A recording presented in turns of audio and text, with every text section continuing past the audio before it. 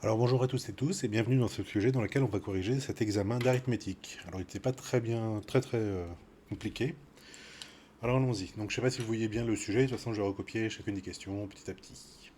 Alors la première question, on avait n en entier naturel, donc c'était le vrai faux, hein. N en entier naturel non nul, et il fallait démontrer, enfin il fallait savoir si n et 2n plus 1, voilà, qui est ici, sont premiers entre eux. Alors la réponse est... alors déjà vous pouvez vous demander, hein, est-ce que c'est vrai. Vous prenez n est égal à 1, donc ça vous ferait 1 et 3, oui, c'est premier entre eux. N est égal à 2, ça vous fait donc 2 et 5, oui. 3, ça vous fait 3 et 3, 6, 7, oui. 4, ça vous fait 4 et 9, oui. 5, ça vous fait 5 et 11, oui, ainsi de suite, d'accord. Bon, vous pouvez conjecturer comme ça que c'est vrai. Alors comment on fait pour montrer que deux nombres sont premiers entre eux? Bah, il y a 50, enfin, là, il y a plusieurs possibilités, mais pas tant que ça. Donc, une première, c'est Bezout, hein, d'utiliser les coefficients de Bezout. Et dès qu'on dit ça, normalement, bah, on trouve. C'est-à-dire, bah, vous voyez que euh, il existe UV dans Z2 tel que donc U n plus V 2n plus 1 est égal à 1, d'accord. Donc, bah, donc n et 2n plus 1, premier entre eux. Alors, vous voyez tout, oui, ça va. Entre eux. Bon, bref. Ok. Qui serait le U? Bah, ce serait bien sûr 2, donc 2 fois n plus, et puis là, le V, ce serait moins 1, d'accord, pour 2n plus 1. Ok, alors non, je vais mettre moins 2 plutôt, voilà. Moins 2 ici, pour le U, pour le V, ça va être 1, d'accord, comme ça me fait 1. Ok, et voilà. Ok, sinon vous pouviez aussi vous dire, bah, je vais essayer de faire les divisions pour trouver le PGCD, d'accord. Donc comment est-ce que vous faites la division de 2n plus 1 par n? Bah, c'est 2 fois n plus 1, d'accord. Ça veut dire que le reste de la division euclidienne c'est 1 ici, et bah, c'est le dernier reste non nul, hein, puisqu'après vous allez diviser 2 par 1, qui va faire 2 est égal à 2 fois 1 plus 0, d'accord. Donc le dernier reste non nul c'est 1, et donc c'est bien le PGCD ici, ok. Troisième possibilité, c'était de prendre D un diviseur, hein, D divise n et D divise 2n plus 1. D'accord. Et à partir de là, qu'est-ce que vous faites? Ok. Donc si je divise, enfin si D divise ça et ça, et ben, il divise la différence. Ça veut dire que D divise la différence 2n plus 1 moins n, ça fait n plus 1. Ouais, D divise n, D divise n plus 1, ça fait bizarre. Ouais, ça divise encore la différence, hein. Donc ça veut dire que D divise 1. Ok. Ok, je fais de n plus 1 moins n. Bon, ben voilà, et donc le seul diviseur, c'est 1, et donc les deux nombres sont premiers entre eux, puisque le seul diviseur, c'était 1. Donc voilà, par exemple, comment résoudre cette première question. Alors, deuxième question, toujours dans le vrai-faux. Si A divise n et B divise n, alors le produit A fois B divise n. Alors non, hein, il manque une hypothèse ici pour que ça puisse être vrai. Alors, un contre-exemple, ça va être très simple, hein, d'accord. 3 divise 3 et 3 divise 3. Pourtant, 3 fois 3, d'accord. Donc je prends A égale à B égale à N, d'accord. 3 fois 3, c'est-à-dire 9, hein, ne divise pas N qui est 3. Ok. Par exemple, pour un contre-exemple. Alors, quelle est l'hypothèse qui manque pour que ça marche? Eh bien, il manque, donc il est nécessaire, pour que ce soit vrai, hein, bien sûr, hein, d'avoir donc A et B premiers entre eux. Hop, pour avoir donc A divise n, B divise n implique AB divise n, d'accord. Donc il faut que A et B soient premiers entre eux pour avoir cette implication-là. Ok, ce qui n'était pas précisé, donc c'était faux. Alors, la démonstration de ça, bah, ça repose sur le théorème de Gauss dont il était question plus bas. Donc je vais la faire rapidement. Donc on va supposer que A divise n et B divise n, d'accord. Donc c'est-à-dire il existe k tel que ben, A fois K c'est égal à N et B fois K' c'est égal à N aussi. Ok. Voilà. Mais donc ici ça veut dire quoi? Ça veut dire que A divise K' B, d'accord? Puisque A c'est N, d'accord? Et donc c'est K' de B, d'accord? Et A et B sont premiers entre eux, donc par le fameux théorème de Gauss. lemme de Gauss, on a que A divise, en fait, si ça divise pas B, ça divise K'. D'accord? C'est-à-dire que K', il s'écrit A fois K secondes. Ok, en ce cas, je le réécris ici. D'accord? Donc N est égal à B K', mais K', on a dit que c'était A fois K secondes. D'accord? Donc N, il s'écrit AB fois quelqu'un. Donc on a bien que AB divise N. Ok, donc il manquait cette hypothèse de premier entre eux. Alors, question numéro 3. Si n admet exactement 3 diviseurs, alors n est le carré d'un nombre premier. Donc ça, c'était vrai. D'accord? Alors, comment faire? Donc, alors, c'est un peu compliqué. Donc, en fait, on avait fait hein, le nombre de diviseurs d'un entier naturel. Nombre de diviseurs d'un entier naturel. Donc, je vous rappelle que quand un nombre n, il s'écrit p carré, quels sont ces diviseurs? Ok? Alors, il y a 1, il y a p, et puis il y a p carré. Ben, il y en a 3, d'accord? Si le n il s'écrit p puissance alpha, combien il y a de diviseurs? Bah, il y a p puissance 0, c'est-à-dire 1, p puissance 1, p puissance 2, etc. jusqu'à p puissance alpha, d'accord? Et donc j'ai alpha plus 1 diviseur. Ok? Voilà, quand n il s'écrit p alpha p prime bêta, d'accord? P prime ce sont toujours des nombres premiers. Ok, combien j'ai de diviseurs? Bah, je peux avoir p puissance 0, p prime puissance 0. Je peux avoir p puissance 1, p prime puissance 0, et ainsi de suite. Enfin bref, j'en ai plein. Donc en fait, je choisis alpha, enfin, je choisis les deux puissances ici. Euh, c'est pk, p prime, k prime, d'accord, avec. Donc le k, j'ai le droit de le prendre 0 jusqu'à alpha, valeur comprise. Le k prime, j'ai le droit de prendre entre 0 et bêta, valeur comprise. Ok, donc ça fait alpha, ça fait bêta, d'accord. Et donc en fait, j'ai alpha plus 1 fois bêta plus 1. Ok. Enfin, ce que je veux dire, c'est que là, il y a alpha plus une valeur possible pour k. Là, il y a bêta plus une valeur possible pour k'. Ok. Voilà, et donc comme je choisis le k et le k', bah, ça me fait un arbre de choix possible, d'accord, qui est de... il y a, à la fin, les nombres de feuilles, on a alpha plus 1 fois bêta plus 1. Ok. Voilà, voilà. Donc en fait, on connaît la forme le nombre euh, de diviseurs d'un nombre entier selon sa décomposition en produit par facteur premier. D'accord? Donc là, je vous disais qu'il y en avait 3. Ok, donc il ne peut pas y avoir, donc 3 c'est un nombre premier, d'accord? Donc on ne peut pas avoir comme ça plusieurs facteurs premiers, puisque ça me donnerait un nombre composé, vous voyez? Ça me donnerait 2 fois 3 fois 5 fois 2, etc. Ok? Donc ça me donnerait ici un nombre composé. Or 3 c'est un nombre premier, donc bah, c'est pas là. Donc il n'y a qu'un seul nombre premier. Hein, n est une puissance de nombre premier. Et puis comme c'est 3, bah, c'est donc p au carré. Ok? Donc voilà pour ça, donc c'était tout. Alors je crois qu'on a fait cet exercice-là exactement hein, avec 2, et puis après je vous avais dit, bon ça se généralise avec une récurrence, etc. à un produit de facteur premier quelconque. Alors, question 4, ça m'embête de l'écrire. Donc, si on considère trois entiers naturels consécutifs, donc n, n plus 1, n plus 2, d'accord? Alors, j'ai dit, il y a exactement, et évidemment tout est dans le exactement, deux nombres pairs et un multiple de 3. Ok, alors c'était faux parce qu'il n'y a pas forcément deux nombres pairs. Hein. La séquence, ça peut être 1, 2, 3. Si c'est 2, 3, 4, évidemment, il y a deux nombres pairs, mais si c'est 1, 2, 3, il n'y a qu'un seul nombre pair. Ok. Voilà, donc c'était juste ça, vous voyez, il n'y a rien pas compliqué. Hein.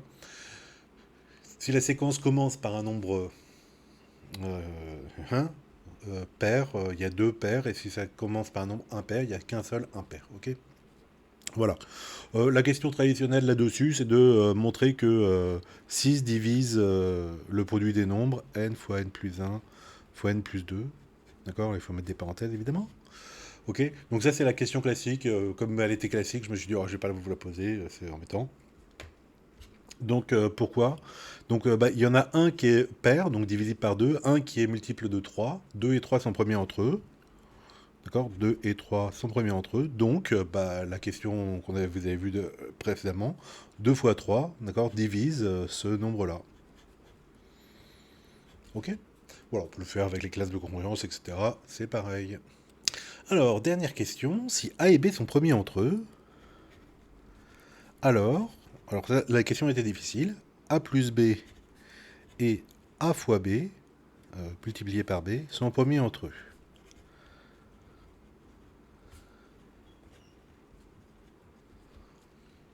Alors, pour une question comme ça, ce que je vous propose, hein, au début, bah, c'est d'essayer de voir si c'est vrai ou pas, d'accord?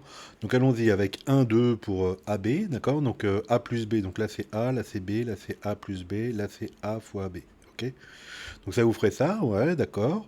Il faut qu'ils soient premiers entre eux, attention quand j'écris des trucs. Donc 2, 3, ça marcherait, ça fait 5, 6, oui, c'est premiers entre eux. Premiers entre eux, qu'est-ce que je peux prendre? Je peux prendre 2, 5. A et B, ils sont premiers entre eux ici, d'accord? Le A plus B, ça fait 7. L'autre, ça fait 10, le produit. Ouais, ça a l'air de marcher. 3, 5, tiens. La somme, ça fait 8. Le produit, ça fait 15. Ah, c'est encore bon, ça marche, et ainsi de suite. Bon, et on peut se convaincre comme ça que, ok, ils sont bien premiers entre eux. Donc une fois que vous avez conjecturé ça, ben, il reste à savoir quelle méthode vous allez faire pour montrer que ce sont de nombres premiers entre eux. Alors on avait déjà vu dans la première question hein, des méthodes différentes. Donc on y retourne. Alors, essayons de voir qu'est-ce qui est possible de faire. Alors la première idée, c'est quand même d'utiliser que le fait que A et B sont premiers entre eux, donc par besoin, hein, par besoin, il existe UV dans Z2 tel que AU plus BV, ça fasse 1. Ok. Et à partir de là, ce que j'aimerais, bah, c'est montrer que A plus B et A fois B, pardon, là c'est un fois, je vois un PGCD, que A plus B et A fois B donc sont premiers entre eux. Ok. Alors c'est pas simple hein, bon là on va pas y arriver comme ça, mais on peut essayer de bidouiller hein, du style pour faire apparaître du A plus B, je peux additionner B AB n'importe quoi. Oui c'est A U oh là là BU voilà. AU plus BV plus BU est égal à 1 plus BU. Voilà. D'accord. Et puis ça et ça, je peux mettre U en facteur. Facteur de A plus B plus BV est égal à 1 plus BU. Ok. Et lui, il passe ici. Oui. Donc ça me ferait plus BV moins U est égal à 1. Ok. Voilà. Donc là, on montre que A plus B et B sont premiers entre eux. D'accord.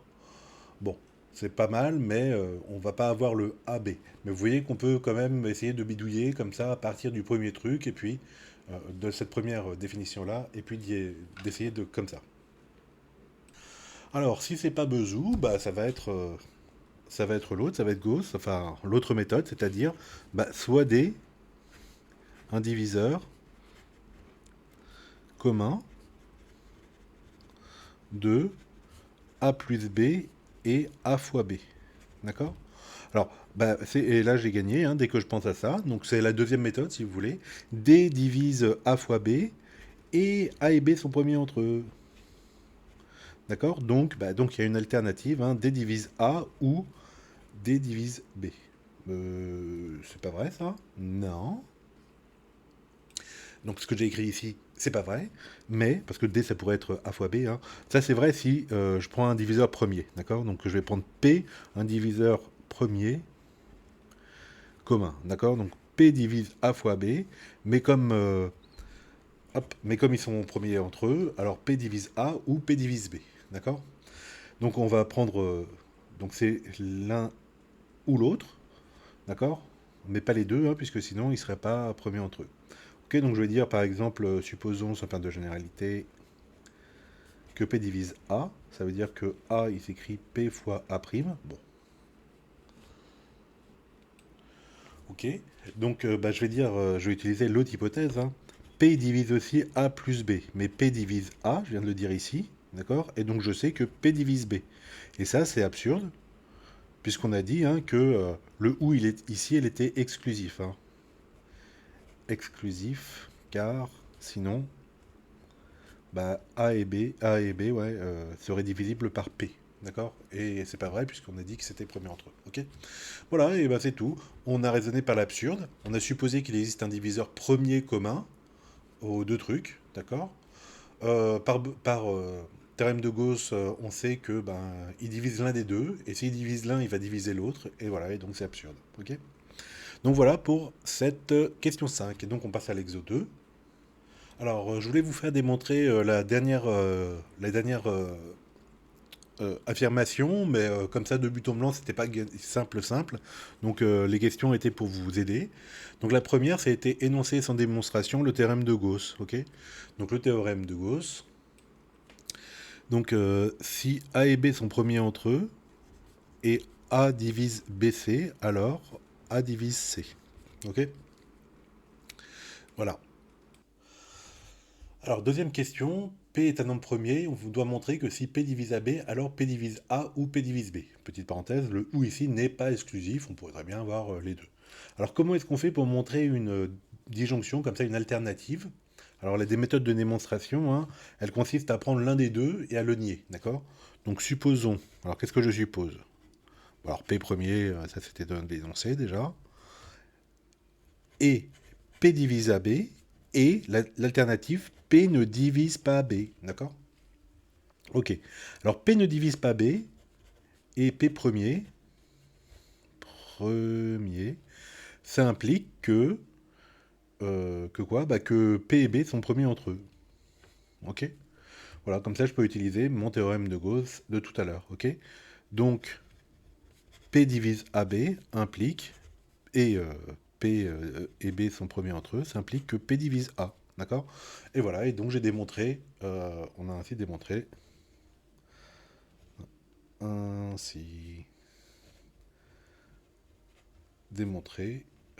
que, bah voilà, l'implication. D'accord. Voilà, donc là, la méthode, elle était importante. Hein. Il faut savoir comment on fait pour démontrer une implication comme ça. Si quelque chose, alors une alternative. D'accord. Donc dans l'alternative, on prend toujours l'un des deux, comme vous préférez. Bon, là, c'est complètement symétrique. D'accord. On le nie. Comme ça, on récupère un truc là, et puis on n'a pas à prouver un ou. D'accord. Parce que sinon, l'un est vrai, l'autre est vrai, lequel. Bon, bref. Voilà, et troisième question. Voilà, donc P premier et P divise N2, alors il faut vous montrer que P divise N, d'accord? Bah c'est tout, c'est ça, d'accord? Donc qu'est-ce que je dis? Je dis que P divise N2, c'est-à-dire que P divise N fois N, d'accord? Donc c'est le cas ici avec A égale B égale N, ok? Et donc j'en déduis que P divise N, d'accord? Voilà, donc c'était une démonstration de ce résultat-là. Si jamais un nombre premier divise un carré, alors il divise le nombre initial, qui n'utilise pas leur décompression en produit de facteur premier. Voilà, donc je voulais vous faire démontrer ça sans passer par le produit facteur premier. Et comme la méthode, bah, c'était pas simple, hein, je voulais donc vous détailler ça en 3 questions. Voilà, donc il n'y avait rien de spécialement difficile, je pense. Voilà, voilà. Et bien c'est tout.